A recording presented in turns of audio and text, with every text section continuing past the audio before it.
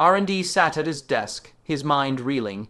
He had never truly expected an assassination attempt. Not here, in the heart of his own castle. A cold dread washed over him.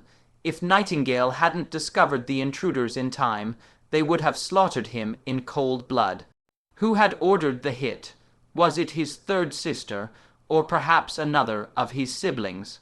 The struggle for the throne had raged for 5 years, but this was the second attempt on his life in just a few months.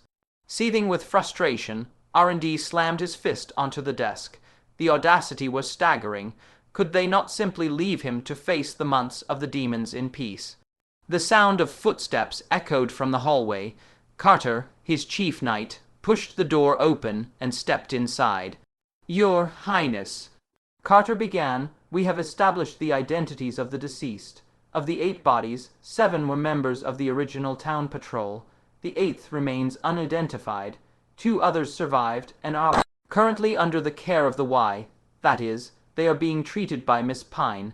They have yet to regain consciousness.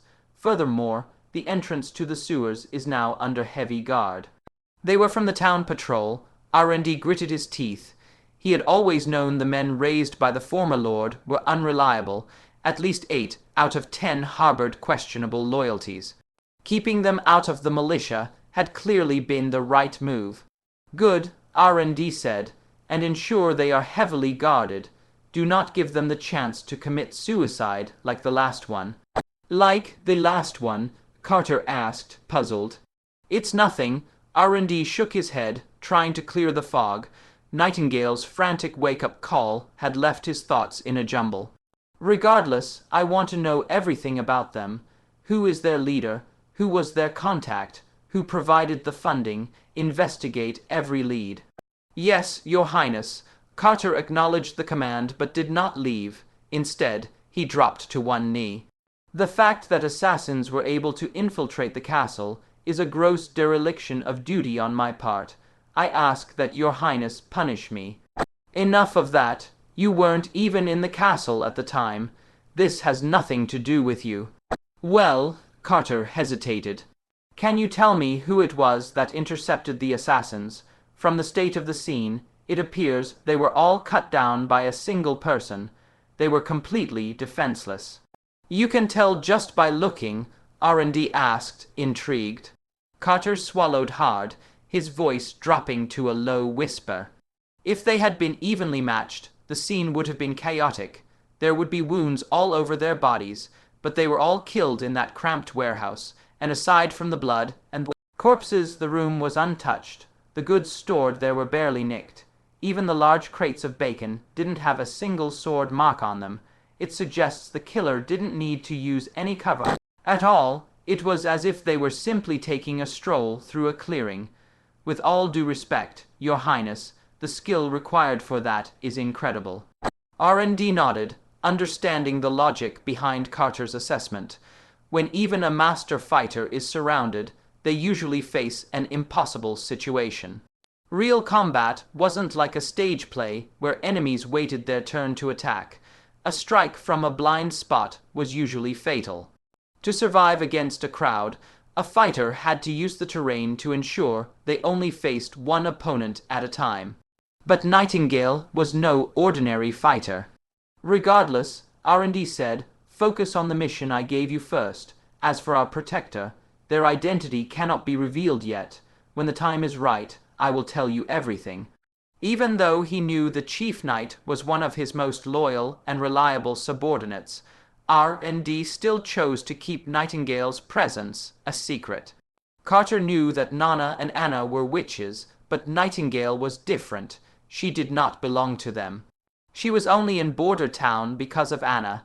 She was a member of the Witch Cooperation Association, and sooner or later she would leave. Carter offered a sharp salute and withdrew, closing the door softly behind him. R&D could well imagine the knight's state of mind. As a man dedicated to the sword, Carter followed a strict regimen rooted in centuries of martial tradition. Knights took immense pride in that heritage, but when he saw the scene in the warehouse, that pride must have been shaken. He was likely beginning to doubt himself.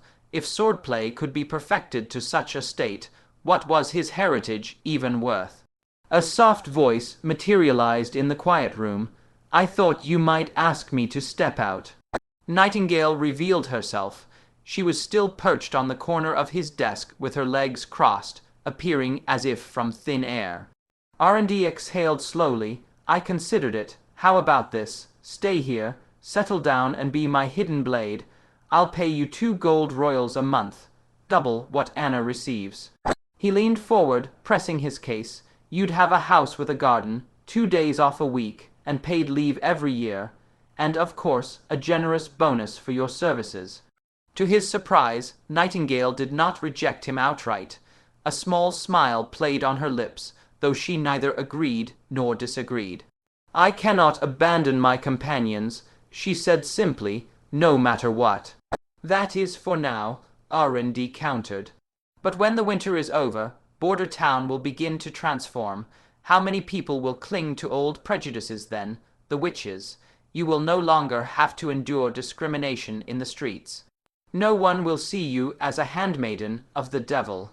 And so on and so forth, Nightingale said, her tone indifferent.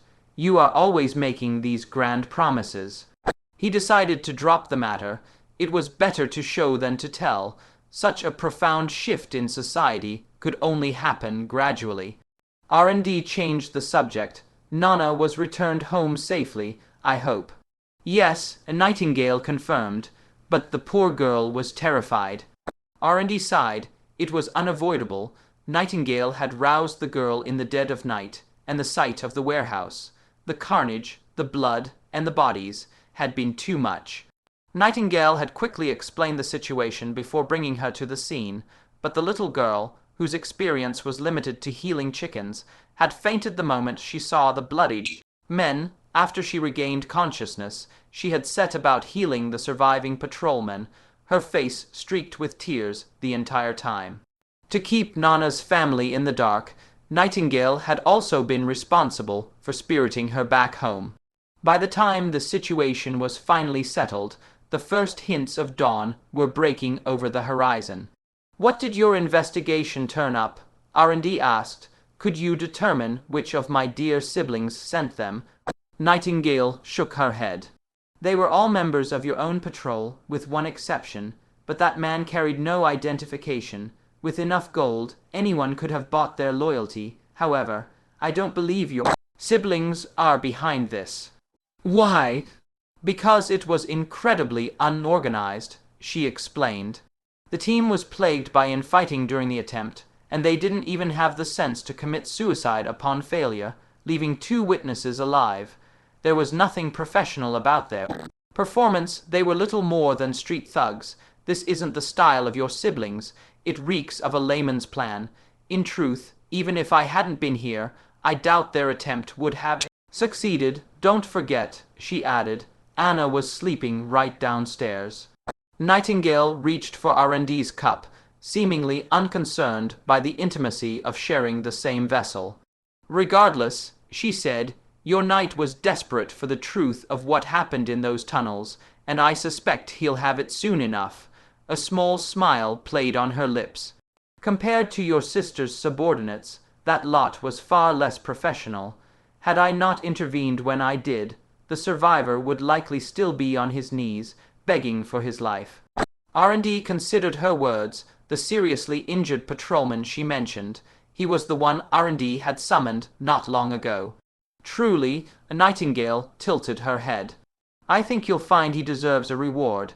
If he hadn't stood his ground against the others, I wouldn't have discovered the plot so quickly.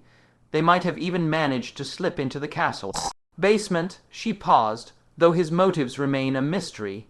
The enemy of my enemy is our friend, isn't that right? Yes, R&D thought, but the man's motives were secondary. What struck him most was that Nightingale had said our friend. When Brian woke, the first thing he saw was a pristine white ceiling. Brilliant, sharp sunlight streamed through the window, forcing him to squeeze his eyes shut. He blinked several times, allowing his vision to adjust. When he opened them again, the scene remained unchanged, the same white ceiling, the same clinical stillness. I'm still alive. The thought hit him with a wave of disbelief. He tried to move, but a profound lethargy anchored him to the bed. He found he could only twitch his fingers. His strength had been utterly drained. A voice called out from nearby, "He's awake. Go and inform His Highness immediately." His Highness, Brian's mind felt sluggish, as if mired in thick syrup. His thoughts moved with agonizing slowness. What happened after I collapsed? He remembered the searing agony as Viper's blade pierced his chest. He remembered the cold sensation of his life bleeding away, and then, in his final moments, a spectral woman who had dispatched his enemies with impossible, ghostly grace. Soon, a maid arrived at his bedside and gently propped him up against the pillows. A second maid followed with a basin of warm water, sitting beside him to carefully wash his face. Brian had never experienced such attentive, personal service in his life. The fact that his caregivers were young women made the situation intensely awkward for him. Fortunately, the ordeal was brief. The moment the fourth prince entered the room, the servants quietly withdrew. A surge of heat rose in Brian's chest. He had 1,000 questions, a desperate need to understand, but when he tried to speak, the words failed him. Contrary to his expectations, R&D simply nodded, his expression softening with understanding. "I have already been briefed on your actions," the prince said. "Brian, you are a hero." Hearing that word, Brian felt his eyes suddenly well with tears. A sob caught in his throat, and his voice was thick with emotion. "No, your highness, my friend, he was the real." R&D placed a steadying, comforting hand on his shoulder. It had unfolded exactly as Nightingale predicted. After Fierce, Scar was dragged into the dungeons. He had broken instantly. He confessed everything before the warden could even lay a hand on his tools. The mastermind behind the attack was not R&D's sister, nor any of his royal siblings. It was the Elk family of Longsong Stronghold. Count Elk had coordinated with a distant relative, Hiller Dmitri. Lured by the promise of a vast reward, Fierce Scar had corrupted nearly the entire town patrol. To ensure there were no mistakes, they had even embedded a professional assassin into the team. Their true objective had not been R&D's life, but his submission. They intended to incinerate his food reserves, leaving him no choice but to return to the stronghold in disgrace. The conspiracy had already claimed an innocent life, Greyhound. He had attempted to thwart Fierce Scar upon learning of his treasonous intent, only to be stabbed to death by one of his own subordinates. The fate of the patrolman whom Viper had replaced remained a mystery. When the assassin saw no smoke rising from the castle and realized Fierce Scar had failed to return, he had likely realized the plot was blown and fled into the night. Seeking to ease Brian's distress, R&D offered a solemn promise. "Your friend Greyhound will receive a funeral befitting his sacrifice. I will see to it that his family is properly cared for. They will never have to worry about their survival again." Brian took a deep, shaky breath. "Thank you, Your Highness," he said, his voice raw. "I have to know, is Fierce Scar dead?" "No," R&D replied. "He is still alive." Brian closed his eyes as a fresh wave of bitterness washed over him. He would have preferred to know the traitor had been dragged straight to hell. In this world, justice for the lowborn was a fragile thing. The sins of the highborn were often washed away with gold. As long as Fierce Scar's uncle was willing to protect him, Brian feared the man would walk free, perhaps without even seeing the inside of a cell. R&D read the despair in the man's eyes. Hiller Dmitri, the uncle, is indeed a distant relative of the Elk family in Longsong Stronghold, who are themselves vassals of Duke Ryan. He paused, letting the weight of those names settle before continuing. "But his lineage will not save him. Fierce Scar has been sentenced to hang. The execution is in 3 days. If you have the strength by then, I invite you to witness it." Brian stared at him, stunned, but, "Your Highness," he stammered, "men of noble blood can usually buy their freedom. You cannot simply defy that tradition." R&D waved a hand dismissively. A noble, perhaps to you, he seemed like one. He was born into a side branch of the elk family, and I understand that to a commoner his status must have seemed as high as the heavens. But the fact remains he holds neither title nor land. He is no true nobleman, and even if he were, he led an armed incursion into a prince's residence with the intent to burn our winter stores.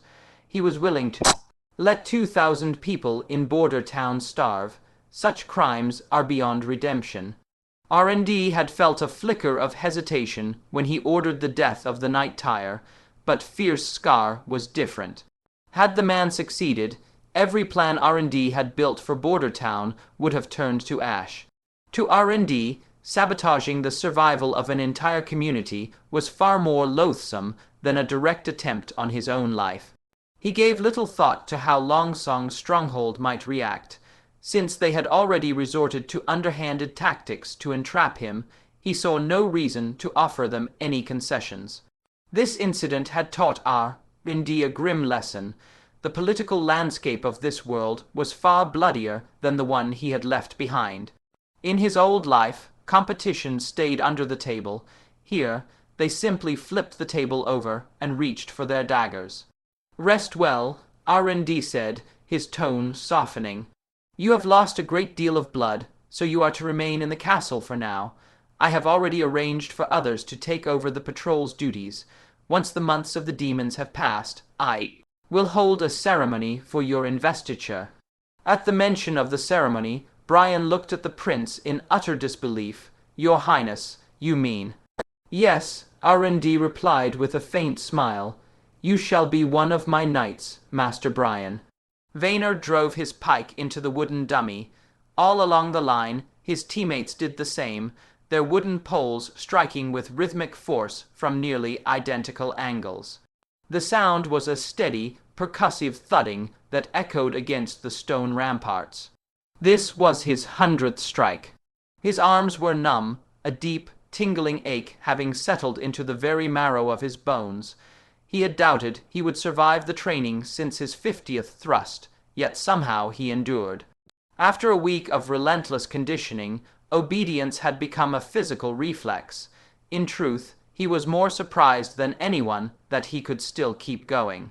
A voice bellowed across the wall, "Squad, break." The moment Iron Axe shouted the command, a collective sigh of relief rippled through the ranks like a sudden gust of wind. Vaynor let out a ragged breath of his own, lowering the heavy pike and slumping to the ground. The reality of their situation had finally set in. This militia wasn't merely a labor force for the guards or a group of errand boys for the knights. After a week of grueling physical training, the focus had shifted. They were stationed on the battlements, drilling with pikes under the captain's watchful eye. Even though they were currently using wooden poles instead of steel-tipped weapons, their future role was unmistakable. A logistics unit would never be subjected to such drills. This meant they were the ones who would eventually face the demonic beasts on these very walls. The thought sent a cold spike of dread through Vaynor's gut. He had briefly considered deserting, but when he looked at the men around him and thought of the 3 square meals and the steady salary, his resolve slowly returned. Less than a quarter of an hour later, Iron Axe clapped his hands, the sound cracking like a whip. "Everyone up. His Highness, the 4th Prince, approaches." Vaynor scrambled back to his mark. The past week had etched the response deep into his muscle memory.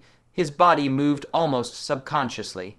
He gripped his wooden pike and assumed the ready position, his gaze fixed forward on the dummy.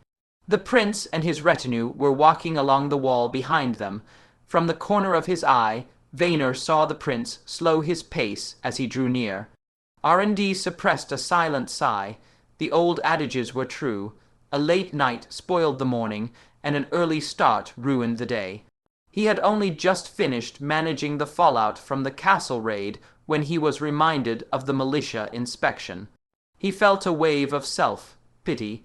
He hadn't slept at all, and a heavy shroud of drowsiness was beginning to pull at him. Still, his presence was necessary. The unit had moved into the combat training phase, and if the commander-in-chief remained a stranger for too long, morale would inevitably falter. What does one usually say when reviewing the troops? R&D wondered. Are we brothers only in peace, or brothers in struggle?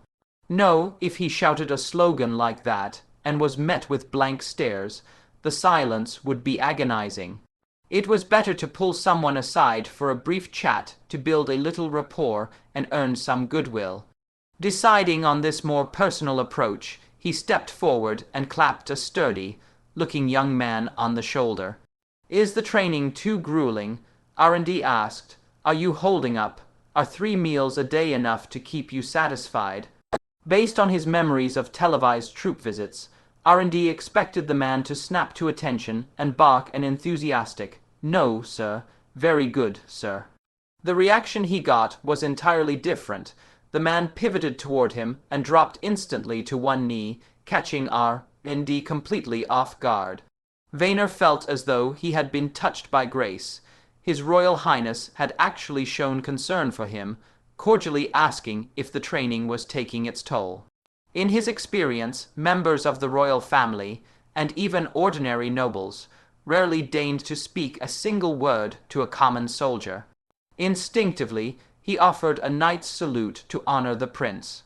Whether such a gesture was appropriate for a man of his station didn't matter.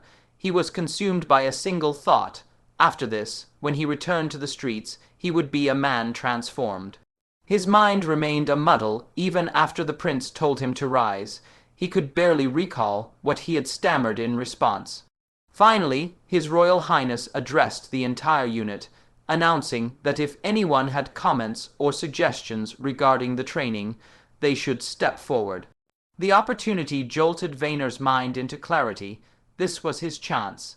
If his fears were correct, and the militia was expected to hold the walls alone, they were woefully inadequate for the task. Perhaps his internal struggle over whether to stay or flee was unnecessary if he could simply point out the flaw in the plan. Carefully weighing his words, he stepped forward. Your Highness, he began, his voice wavering. Our numbers are too few. If we maintain the formations we have practiced, we can only cover a third of the wall. When the demonic beasts strike, we won't survive.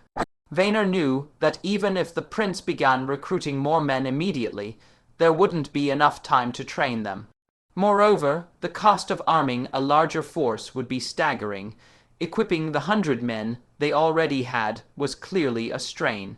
After all, they were still drilling with wooden poles.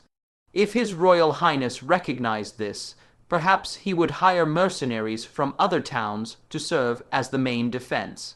They wouldn't need training and could be deployed immediately, bringing their own weapons and armor, though their price would be steep. R&D considered the point for a moment, then nodded. You are right. Guarding the entire stretch of the wall with our current numbers is not realistic. Vaynor felt a thrill of relief. His Highness actually agreed. But the prince's next question caught him off guard. Demonic beasts are, in essence, only corrupted variants of normal animals, are they not? They don't gain intelligence, do they? That is true, Your Highness, Vaynor replied. Their base forms are ordinary animals, and they retain their natural instincts even after the change. At least, that has been my experience, though I haven't seen every variety. Precisely what I wanted to hear, R&D said. Though there are nearly 600 feet of open ground between the Shishui River and the base of the northern slope, we can funnel them. We will lure them into a specific, prepared killing zone. Iron Axe chimed in. You mean with traps, Your Highness? Yes, but not the kind hunters use, R&D explained. Typical traps rely on camouflage to snare prey. I intend to do the opposite. We will erect obvious obstacles away from the wall, fences, slopes, and ditches, to force these mindless creatures to go. Around them, these barriers will guide the beasts exactly where we want them. That is where we will concentrate our defense. R&D turned his gaze toward Iron Axe. As for how to manipulate their instincts, I doubt anyone knows more about that than you. After a brief silence, Iron Axe replied. Guiding them is simple enough. Wolves fear water, Wild boars avoid bright light, and every beast has its own terror, but your highness, this means we will be facing the entire horde at a single point. Is that not incredibly dangerous? If we were relying solely on pikes and bows, it would be, R&D said, his voice ringing with confidence. But we now have a new weapon at our disposal.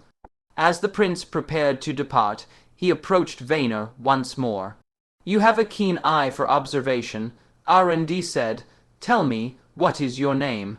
Vaynor, your highness, the young man stammered. R&D smiled. Master Vaynor, I shall recommend to my chief knight that you be promoted to vice-captain. I am quite impressed with your initiative. Well done. Adjacent to the dusty, acrid, smelling cement plant, R&D had commissioned a new structure. This one was dedicated to the production of snow powder, or more precisely, gunpowder. It was a stark, functional building spanning 300 square meters with only a single entrance. Here, R&D enforced a rigorous security protocol.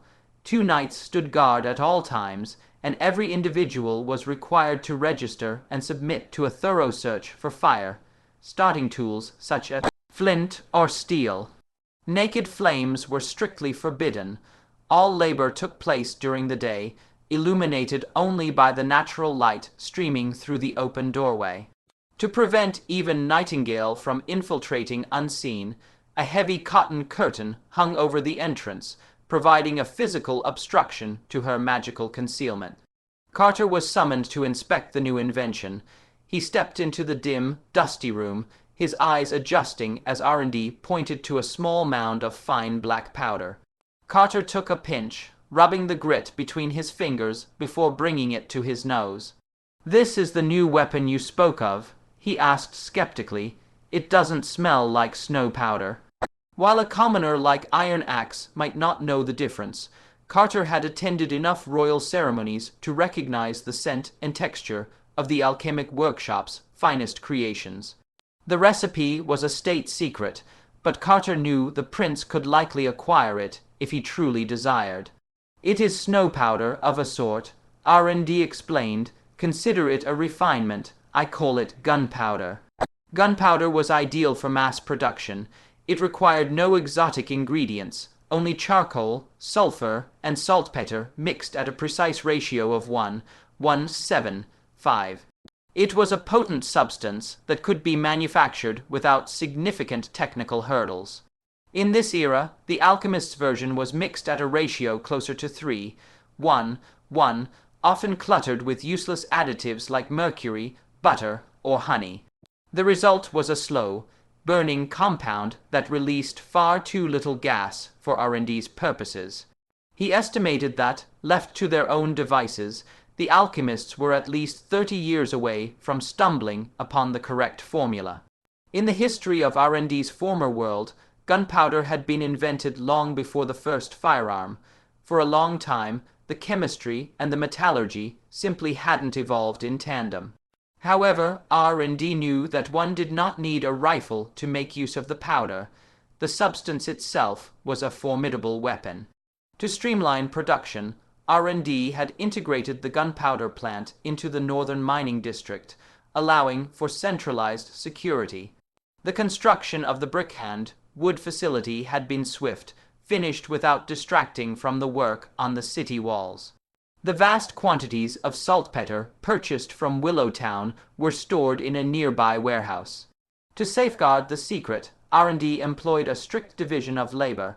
Separate groups were responsible for grinding and weighing each individual component, ensuring that very few people understood the final proportions. R&D moved to a workbench and carefully weighed out 20 pounds of the finished mixture. He took a sturdy sheepskin bag and began to pour the black powder inside, the granules making a soft, dry hissing sound as they filled the pouch. The gunpowder underwent a rigorous manufacturing process. First, the damp mixture was pressed into solid cakes and left to air, dry. Once hardened, it was broken apart with the rhythmic thud of a heavy wooden mallet.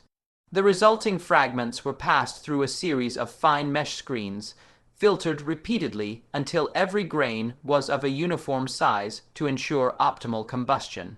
To eliminate the risk of static sparks, no metal was permitted in the workshop. The use of ceramic and wooden tools gave the process a deliberate, almost ritualistic quality. After pouring 20 pounds of the refined powder into a sheepskin bag, R&D added 3 more layers of hide over the top, wrapping it securely before cinching the bundle with a thick rope. Carter watched with a furrowed brow. "That's all?" he asked, looking down at the lumpy package. He privately wondered if this could truly be called a weapon. It might be a superior version of snow powder, but surely a loud noise was its only effect. A peasant might be terrified, but a seasoned soldier would hardly flinch. However, the chief knight paused. Lately, the prince's eccentricities had consistently yielded startling results. If the demonic beasts possessed the intelligence of common animals, perhaps this device would be useful. A loud enough blast might scatter a pack, easing the burden on the wall's defenders. R&D handed the heavy bundle to Carter and picked up a smaller pouch containing the ignition tools. "Come, we must head outside the walls. Iron Axe should be waiting." Their destination was a flat, open expanse 2 miles west of the city, nestled between the dark edge of the forest and the looming shadow of the mountains. Iron Axe was there, accompanied by several other hunters, the finest archers in the region. Having heard the summons came directly from the prince, they had arrived eager to help. By now the word had spread. The new lord of Border Town was exceptionally generous with his coin. Following R&D's previous instructions, they had cordoned off the testing area with a perimeter of wooden poles and rope.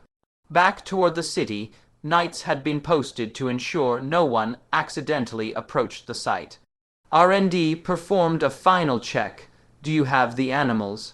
"They are here, Your Highness," Iron Axe said, dragging forward a large wooden cage. Inside, Carter saw several pheasants and rabbits, huddled together and trembling with terror. "Good," R&D said. "Tether one every 5 paces from the center, out to a distance of 30. Carter shook his head slightly, stepping forward to offer a critique. "Your Highness, I fear these are the wrong subjects for your test. They are timid creatures by nature. Scaring a rabbit with a noise doesn't mean you can do the same to a demonic beast." "Scare them?" R&D echoed, a faint smile playing on his lips. "I don't intend to frighten them, though I suspect the noise will be quite a spectacle." He took the heavy sheepskin bag back from his knight and walked to the center of the clearing. He placed it carefully on the ground, drew his dagger, and sliced a small vent in the hide, allowing a trickle of black powder to spill onto the dry earth. Then, using a small container, he began to lay a thin, dark trail of powder, walking slowly backward away from the charge. The air was perfectly still, a flawless day for the world's first true gunpowder explosion. He stopped only when he had put nearly 100 yards between himself and the bag. This should be far enough, he thought, verifying the distance one last time. Satisfied, he turned to the chief knight. "Call the hunters over. It's time." R&D's heart hammered against his ribs in a frantic rhythm of anticipation. He had conducted small-scale tests before, so he wasn't worried about the result. This was something greater, history in the making. Today, explosive weaponry would officially take the stage, and he would be etched into the annals of time as the pioneer of this revolution. With everyone in position, R&D touched a flame to the powder trail. Prostrate on the frozen ground, Carter watched the small spark recede into the distance. A seed of doubt sprouted in his mind. They were so far away. At this range, a bronze bucket of standard snow powder wouldn't make a sound, let alone cause damage. Yet, because the prince himself was lying flat, Carter held his tongue. It wouldn't do to question his lord while he was face down in the dirt. A bitter chill seeped through his chainmail, a cold that seemed to emanate from the very heart of the earth. He shifted, trying to shield his chest from the biting frost, and then the world erupted. The sound and the shockwave struck almost simultaneously, a deafening, earth-shattering roar. Carter's ears rang violently, and an unnatural silence descended upon his senses. As the tremors in the ground subsided, he lifted his head. A thick, black cloud billowed into the sky, and a moment later, a rain of gravel and mud pattered down around them. The impact was less severe for R&D. He had known to cover his ears. The explosion wasn't the fiery spectacle of a stage play. Instead, a geyser of sludge and earth shot more than 10 meters into the air. As the dust began to settle, R&D's only thought was that the blast had been far more thunderous than he had expected. Iron Axe and the other hunters were paralyzed with awe. They had known they were testing a weapon, but they had never imagined a force so incredible.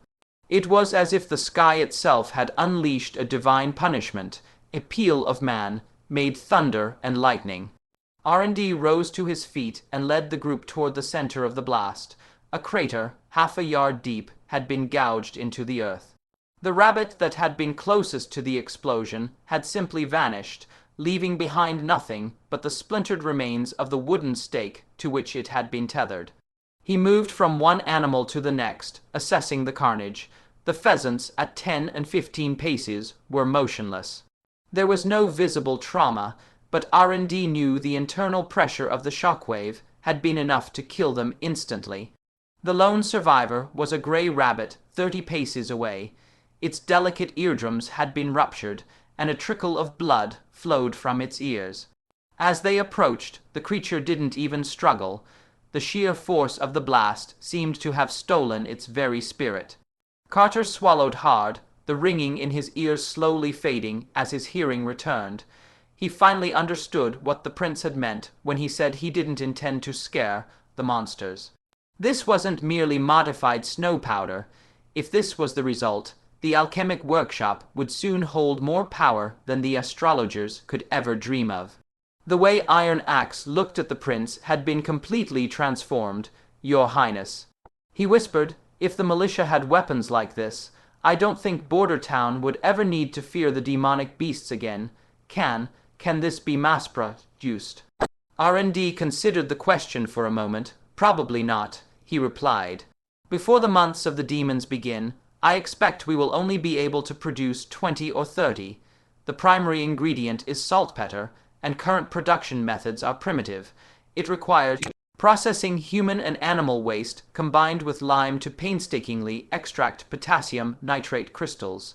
Beyond the high nobility and alchemic workshops, there is almost no demand for the substance. Consequently, very little of it is ever made. If I were to convert my entire stock into bombs, the supply would be exhausted in an instant. For the time being, they would have to rely on firearms, bows, and crossbows as their primary defense against the demonic beasts. Nightingale moved through the fog. From within its swirling gray confines, the world beyond was a stark, monochromatic landscape. Sharp edges became soft and indistinct. Straight lines, jagged breaks, and elegant curves bled into one another, their borders as ambiguous as a painting rendered with a watery brush. It was a disorienting sensation, one that had taken her a long time to master, but once she had, she learned to navigate this world with an ease that bordered on the impossible. When Nightingale invoked her power, nothing could bind her. She passed through solid objects as if they were made of smoke. A thick stone wall, viewed from the right angle in this misty realm, would reveal a path where none existed in the physical world. Here, the familiar rules of space collapsed. Up and down, front and back, these were no longer fixed points, but fluid concepts that twisted and folded in on themselves. This was how she had slipped past the castle guards without a sound. With a single step, the lines of reality warped around her, and she stepped through a solid ceiling to arrive silently in Anna's room. For her, this was a world of absolute freedom, unbound by any law. Only here, in the silent, solitary world of the fog, could Nightingale truly relax. Here, no threat could touch her. Usually, her world was a study in grayscale, an endless stretch of black and white, but occasionally she saw color. She saw it when she looked at Anna. Magic was the defining trait of a witch, and to Nightingale this power was visible, a force that ebbed and flowed within them. It was the only color in her world of fog. She had never seen anyone like Anna. An intense, vibrant hue surged within the girl, a brilliant aquamarine luster that pulsed with living energy. At its center, the light was so incandescently bright that Nightingale could barely look directly at it. This deeply unsettled her. Typically, the color of a witch's magic reflected the nature of her ability. During her time with the Witch Cooperation Association, Nightingale had seen many who wielded fire. Their magic always manifested as an orange or crimson glow, like a contained fireball. But none of them, in either scale or sheer brilliance, could begin to compare with Anna. Even more incredible than the light itself was the fact that Anna was still alive. In the entire association, Nightingale had never encountered anyone with such an astonishing reserve of power. Beside Anna, even a fully grown witch looked like a mere shadow. If Anna were to survive to adulthood, there was no telling what she might become. No, Anna would never get that chance. A sigh escaped Nightingale's lips. The stronger the magic, the stronger the backlash. She couldn't begin to imagine what would happen on Anna's day of awakening. It would be a terrible, agonizing ordeal. A pain like having your organs torn apart from the inside out.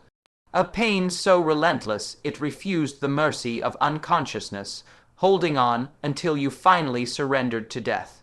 Shaking off the heavy feeling, she stepped out of the fog. "Good morning, Anna," she said cheerfully. Anna, long accustomed to Nightingale's habit of appearing from thin air, gave a small nod without replying, her focus fixed on the flame dancing at her fingertips. Nightingale walked over to Anna's bedside.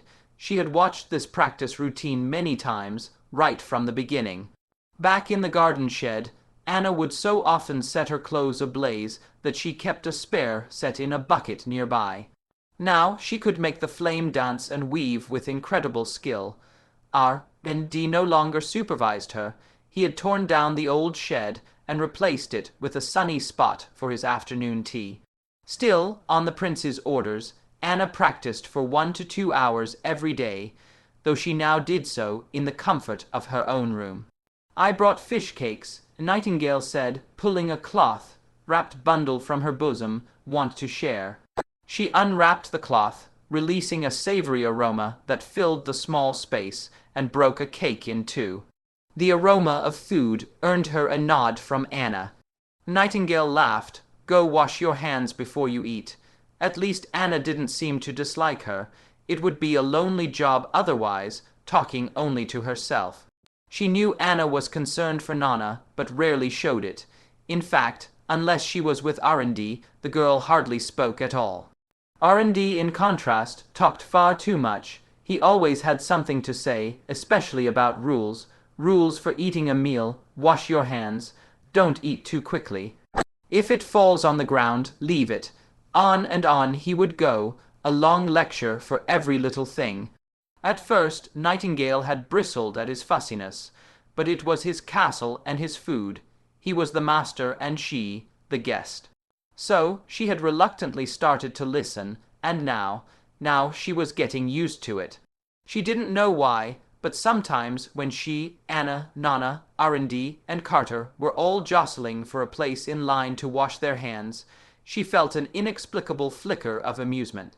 Anna plunged her hands into a bucket of icy well water, then conjured a small, warm flame to dry them with a soft hiss. She took her piece of the fish cake, sat at the table, and ate it in small, deliberate bites. "Are you sure you don't want to come back with me?"